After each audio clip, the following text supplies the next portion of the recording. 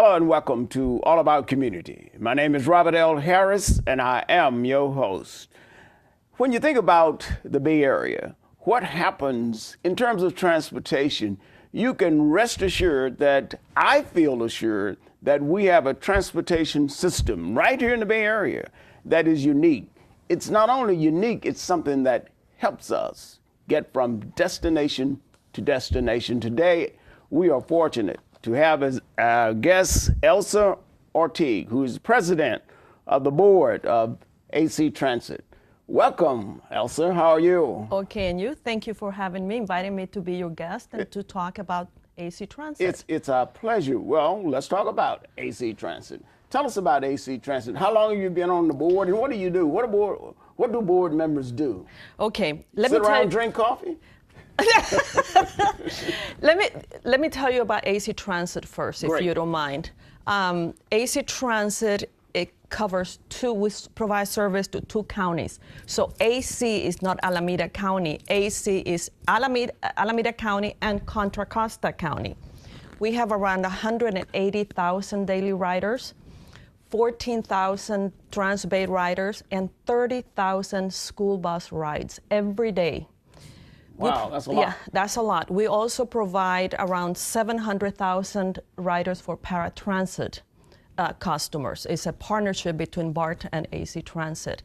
We also connect to other transit agencies. We connect to, I think, 25 BART stations, 3 Amtrak stations, and 6 Amtrak stations and 3 ferries. So we also carry people not only to their jobs, to school, to the doctor, but also to allow them to go someplace else through another transportation modes. Well, that's good because that means then that when a person leaves home, they can essentially get on AC Transit and make that the destination. Yeah, they can get AC Transit, for example, and go to Amtrak and go to Sacramento. So there is a whole network that we serve on. Now, I was elected in 2006 to the board. We are 7 board members. We're only one of the 3 elected boards in the nation. The other one is BART, and I think the other one is in Colorado. So only 3 elected boards. So we are elected. The other boards are appointed. Yes, That means most politics, of right? yes. Well, yeah, everything in life is politics.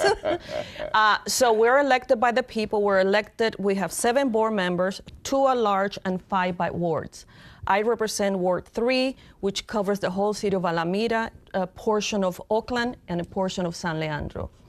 The job of a board member is to set up policy. Mm-hmm. We don't administer the agency, set up policies.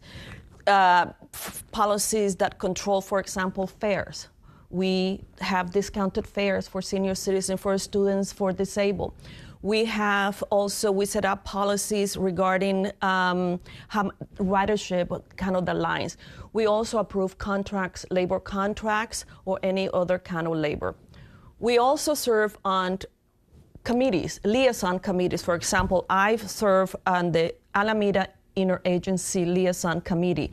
2 members of AC Transit, 2 members of Alameda City Council, and staff get together once a quarter to talk about issues of mutual interest, where we have problems, how we can solve them. I also served on the BART AC Transit Liaison Committee. So with BART, once a quarter we meet, and we try to find how efficient we can run both transit agency, how we can complement, how can we have project pilots and things like that. Okay, I get the policy aspect of it. Now let me ask you a question about the administrative aspect. Who runs the day-to-day operation? Our general manager. Oh, a general manager. Yes, okay. And it's chosen by the board. Mm-hmm. And he has, the jurisdiction authority to run the agency. We get memos at every board meeting. If there's something that he wants to do and we have some concern, we express it, but we cannot tell him, you have to do this, you have to do that. He runs the agency. You set the policy, you hire him, and then he administers the agency. Yes. And so if a person is interested in finding out how BART actually operates on a daily AC Transit. AC Transit on a daily basis, then they can go to the website, I assume, Yes. and look at the administrative Yes. aspects Yes. of AC The Transit. board only chooses the general manager, the general counsel, and the secretary of the board. The general manager hires everybody else. Okay.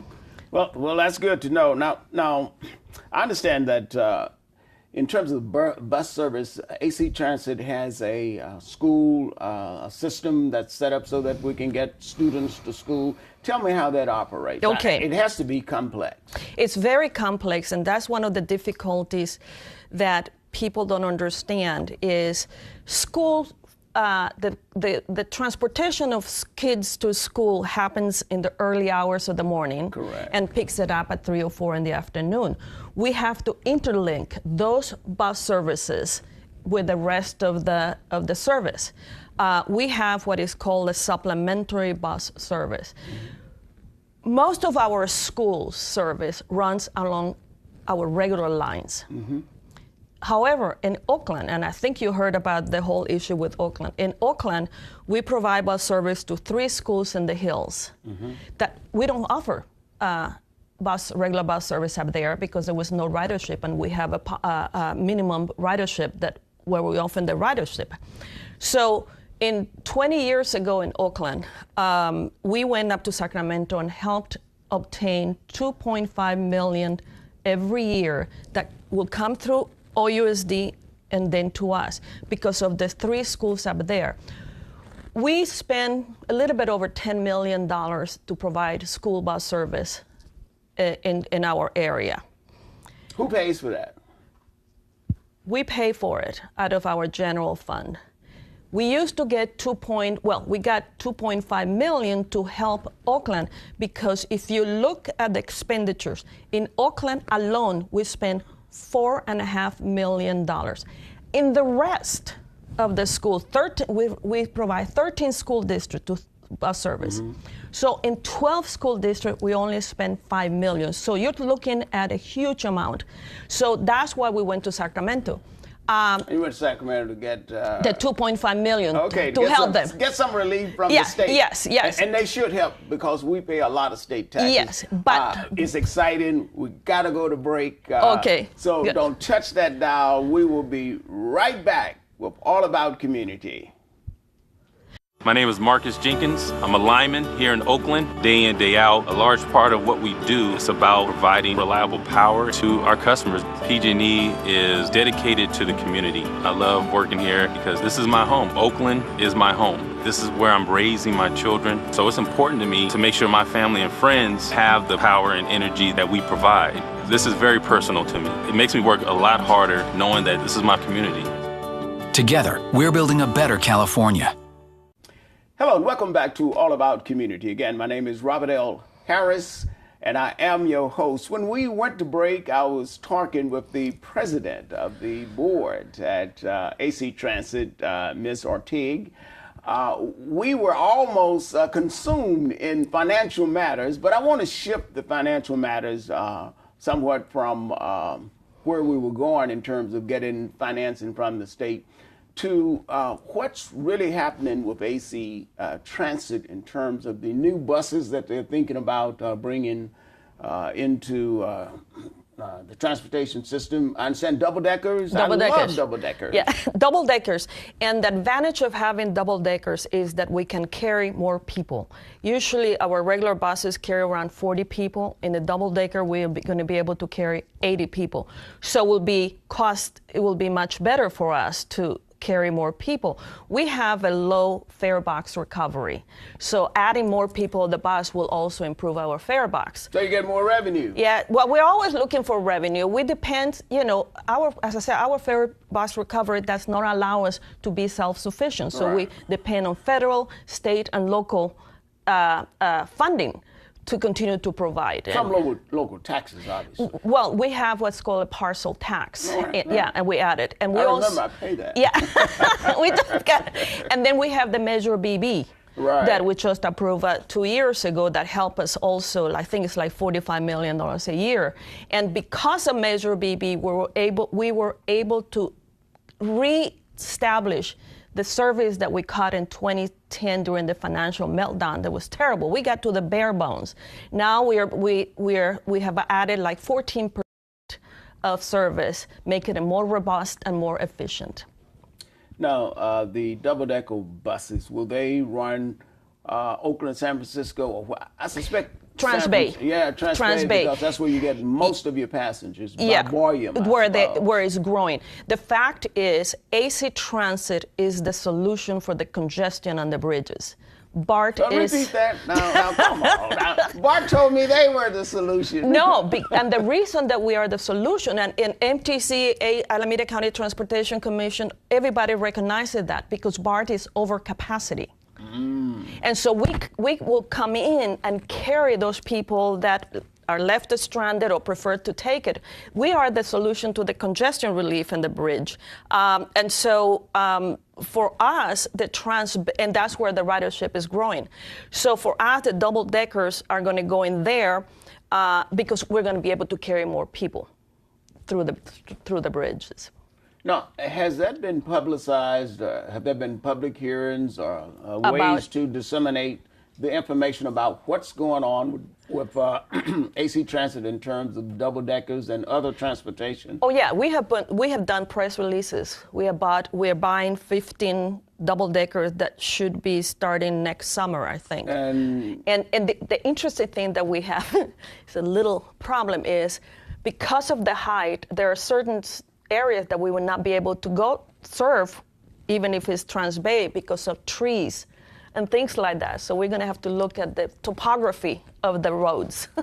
So you got some unique challenges. Yes. But in other words, we can anticipate that perhaps by 2018 we will have these double-decker you'll begin to see them. buses Yeah, you begin to see them. Yes, everybody will be happy because we will be. Yes. And they will be cute.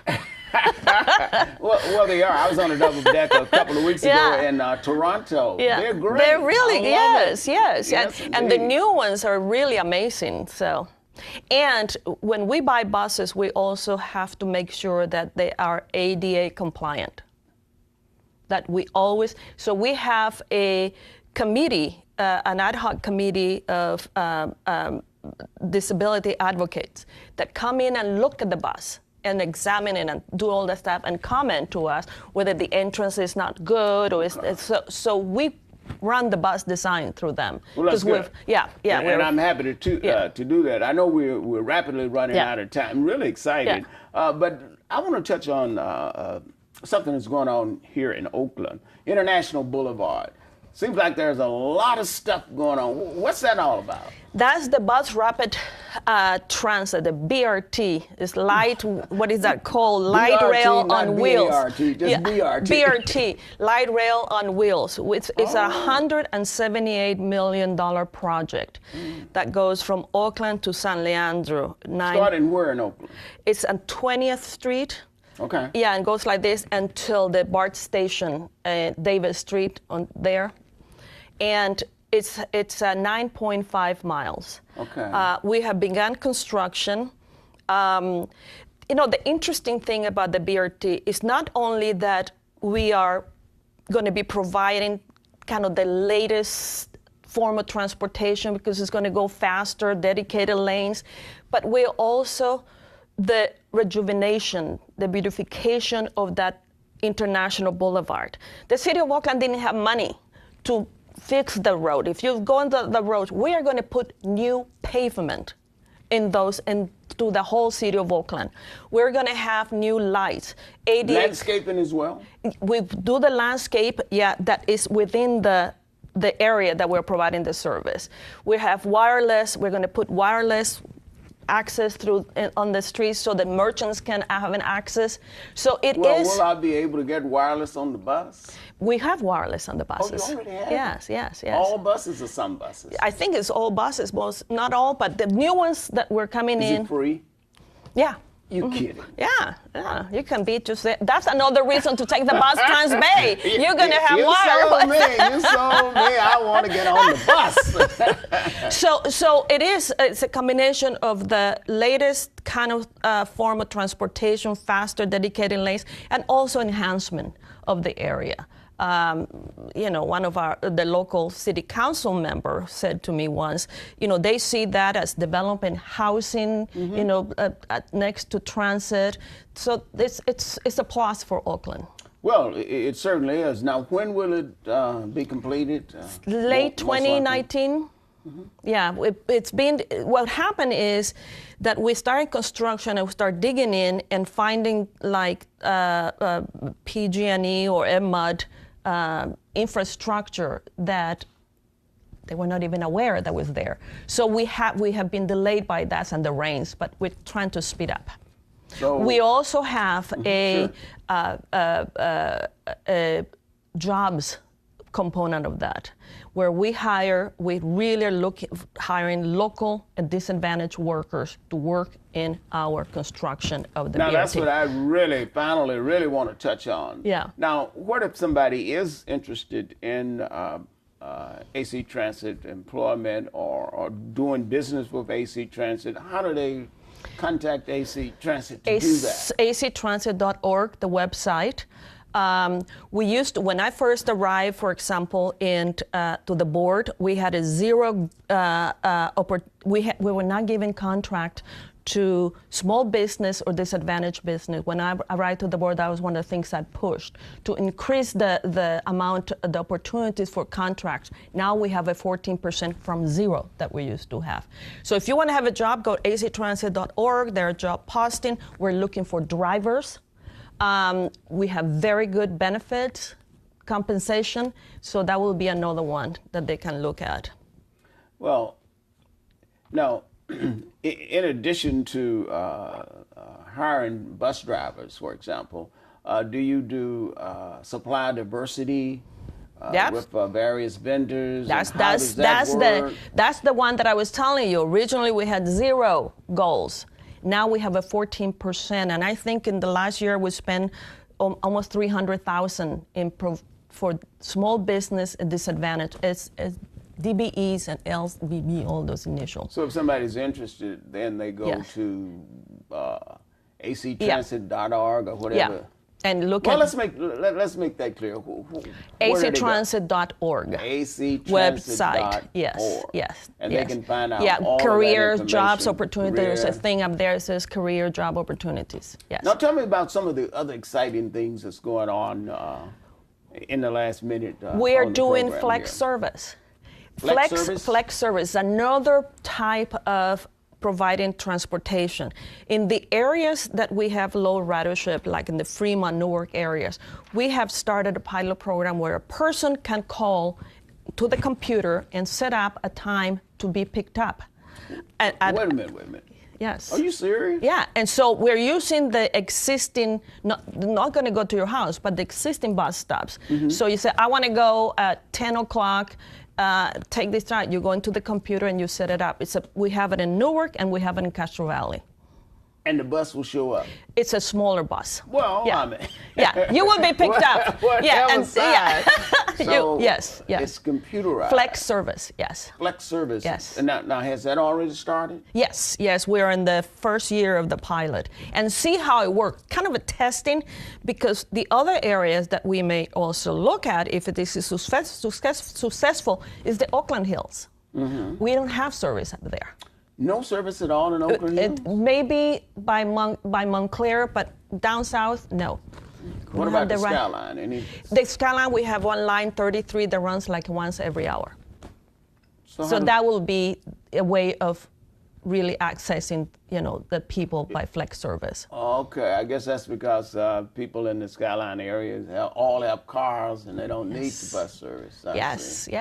But then many of our citizens do need the bus service and depend on that. Yes. Now, are they getting dependable service, those that really need it and depend on it? Our core, yes.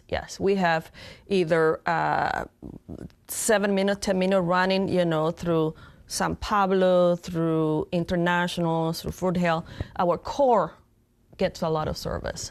That's what it should be. Well, absolutely. Is there anything else that we need to cover on I think AC Transit? I think this has been certainly an exciting time, and you're certainly making it exciting.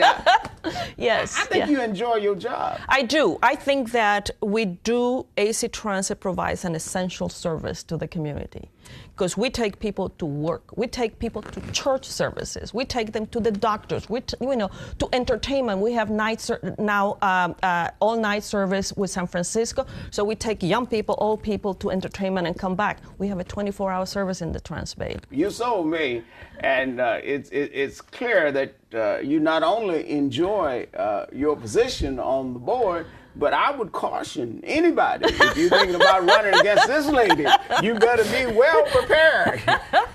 Again, it has been our pleasure to have you here. Yeah, I'm for re-election next year. Nothing wrong with a good plug. AC Transit certainly has been one of our outstanding citizens. We appreciate the service that we receive from them. I want to especially admonish all of you in the community that being responsive to our community services is important. No matter what we do, how we do it, or when we do it, in the final analysis, when we talk about community service, it is always going to be about you. Thank you for joining us, and thank you, President, for joining us. Thank you for having me. From the BART. AC Transit. BART. I know, this is your inclination. I want you to make sure you got me on that. Yeah. From the AC Transit District. Thank you very much for joining us. Thank you.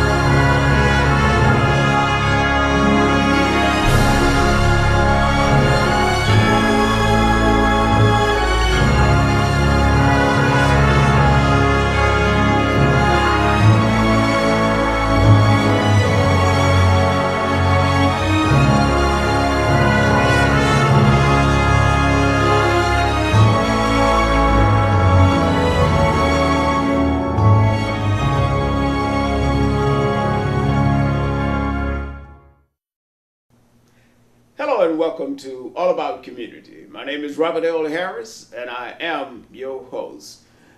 A lot of us think about, how does a business get started? What do I have to do? And most of all, how can I run a business successfully? Today we have the opportunity to talk with Guest Sonson, who is going to give us an opportunity to really understand how to start a business, how to make it work, and most of all, how to be successful. Yes. Welcome. Thank you for having me. Yeah, tell me a little bit about your background. Yeah, so my background, I've been in the apparel industry for over 14 years.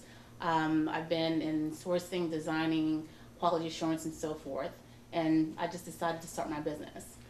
And your name, of course, is Rashima. Is that correct? Correct. You got it right. Yes, yes. And your last name is Sonson. Yes. And your business name is? Sonson. All yes. right, now you wrapped it up. Now tie it together so that the Yes. audience can understand. Yeah, that. so there's a story Fascinating. behind that. So I Okay, am the tell us. oldest of 9 siblings, 7 of which are males. One of my brothers was expecting his first son.